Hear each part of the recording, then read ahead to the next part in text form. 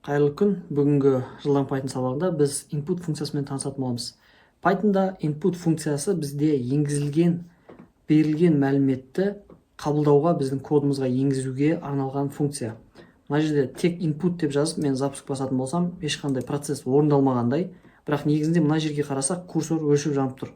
Бұл жерде код бізден бір мәліметті енгізуімізді сұрап тұр. Мысалға, Python деп жазайық, және Enter'ді бассақ, бітті дейді, және ештеңе орындалмағандай. Бірақ негізінде бұл жерде Python деп біздің енгізген текстіміз біздің кодқа енді.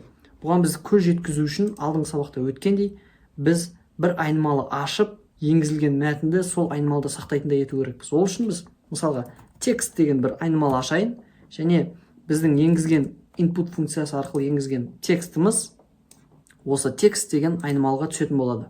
Және оған қайттан көз жеткізіп көру үшін оны шығарайық. Сіздің енгізген мәтініңіз деп тырнақшада қоямыз. Одан кейін үтір қойып, жанына текст біздің айнымалымыздың атын жазамыз.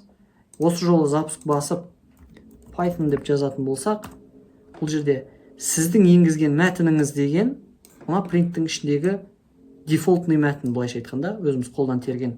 Ал жанына шыққан Python текст деген айнымалының ішіндегі сақталған информация.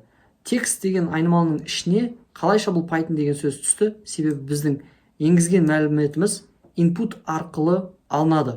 Сөйтіп бұл сәйкесінше текст айнымалысына меншіктеліп тұр. Осылайша input жұмыс істейді.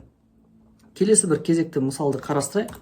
Мысалға A тең input және B тең input деп жазайық. Және шығару кезінде мысалға A қосу B деп жаза қойсақ, запуск басқан кезде бізден сәйкесінше A тең input A айнымалысына енгізілетін бір мәлімет сұрайды.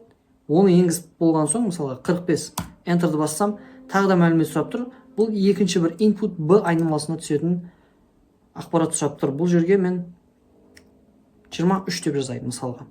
Енді print A қосу B, бұл жерде A және B мәндерінің қосындысын сұрап тұр. Бұл жерде енді 45 қосу 23, 68 деген ой келуі мүмкін, бірақ ол дұрыс емес. Бұл жерде 45, 23 бірге жазылған текст ретінде шығады. Неге? Себебі бізде input функциясы берілген информацияны тек тексттік режимде, тексттік форматта қабылдайды. Яғни біздің жазған 45 деген және 23 деген сандарымыз Pythonның түсінігінде әлі сан емес, жай ғана бір текст символдардың жиыны болып тұр.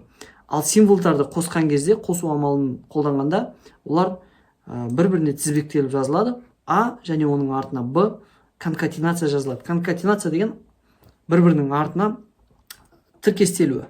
Осы тұста біз негізінен сөздер жазғанда шым және кент деп жазғанда Шымкент деген нәтиже ожидаемо болатын еді.